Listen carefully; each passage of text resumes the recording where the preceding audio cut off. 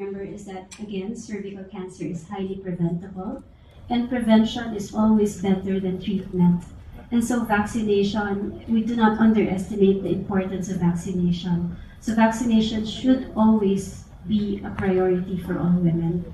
I think it's another way to convince women to have the vaccination done is the cost. They think that the cost of the vaccination is actually high. It can span about 7,000 per injection in a private setting. But if you think about it, the cost of the treatment is even much higher. An average treatment would be about 200,000 for the entire, let's say the charity setting, no? On 200,000.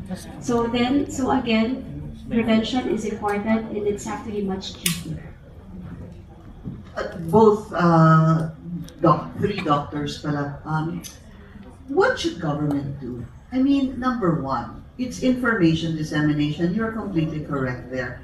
But to be able to treat, before you treat, you can prevent. So what should government do so that we're on the preventive side? Dr. Madalina, you talked about a package Z a while ago. Was that you or Z package? Sorry. Ano mo ba yun para malaman po natin and so that maybe we can close the gap, if at all?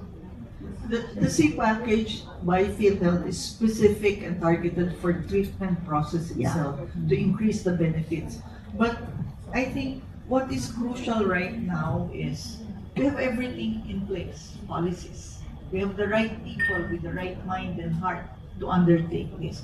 I think what is lacking really is the impetus and the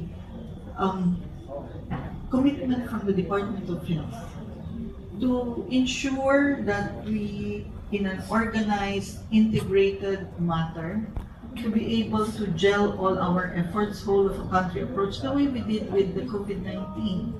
Because it is quite important that we are able to do the three-pronged approach of prevention through vaccination, screening through HPV DNA, and treatment. We cannot do that if we all work in silos. Let's say academic organizations such as FOX, AOFOG on an international level, we are benchmarking.